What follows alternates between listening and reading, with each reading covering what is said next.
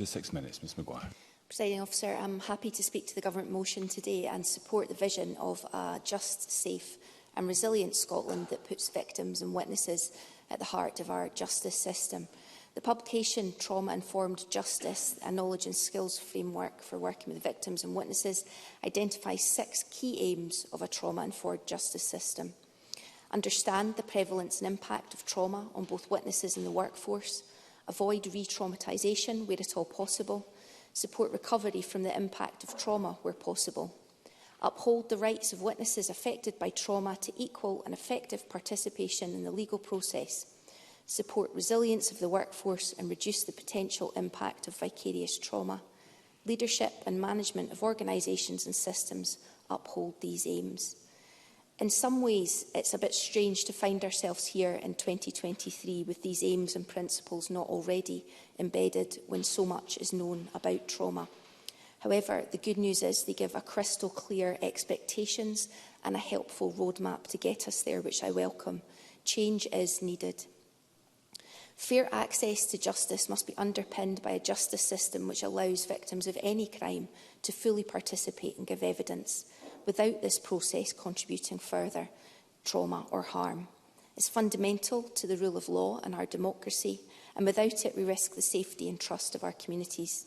To meet this vision, we must ensure that our justice system does not introduce new trauma into people's lives and avoids re-traumatisation. I think we'd all agree on the critical importance of staff having a shared understanding about the impact of trauma and the knowledge and skills to minimise re-traumatisation and support recovery. The acknowledgement of vicarious trauma on the workforce is important too. And it's because victims and survivors of crime and witnesses can be affected by trauma in many ways that it's imperative for the criminal justice system to be designed to be person-centred and trauma-informed.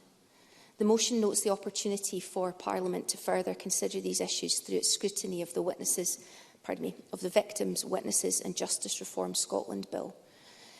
There's much to welcome in that bill, and I would like to join colleagues in welcoming the abolition of the not proven verdict in particular. Another relevant piece of legislation making its way through the Parliament at the moment is the Care and Justice Bill, which seeks to further children's rights and uphold the promise. The bill's provisions aim to increase safeguards and support, especially to those who may need legal measures to secure their well-being and safety. In putting witnesses and victims at the heart of our justice system, it's crucial to remember child victims of criminal harm. The majority of victims of crime who are harmed by children are children themselves.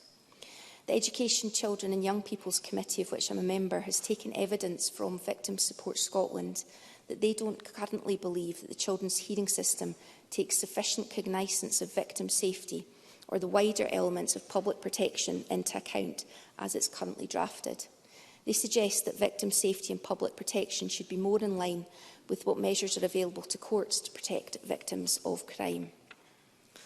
I welcome the Scottish Child Interview model as mentioned by the Cabinet Sec.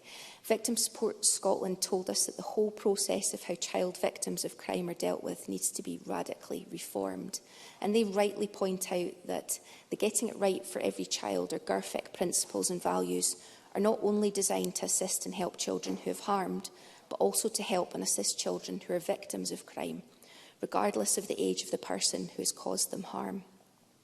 We're still our stage 1 scrutiny of that bill, and I hope that the Government would be open to changes which further children's rights even more, perhaps particularly around information sharing to allow safety planning for victims. In a briefing sent ahead of today's debate, Children First highlighted the Bairns House approach, which again is to be welcomed. I would note that the Scotland's first Bairns House will open this summer, and I support Children's First's conclusion that this approach will have a transformational impact. However, I think we would acknowledge what they say when they tell us that more energy and resource is going to be required to ensure that all children and young people have access to it when they need it. At all levels of the justice system, we must have an effective trauma-informed approach which supports people at their most vulnerable. Every contact an individual has with the justice system can have a significant impact. Evidence shows that how we're treated affects our feelings about and confidence in justice processes, and that these experiences are often as important as the conclusion of a case or dispute.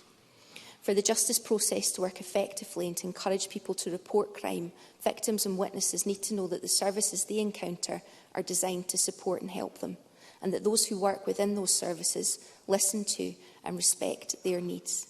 With the knowledge and skills framework and up-and-coming legislation, we have the opportunity to ensure that is the case. Presiding Officer. Thank you very much, Ms.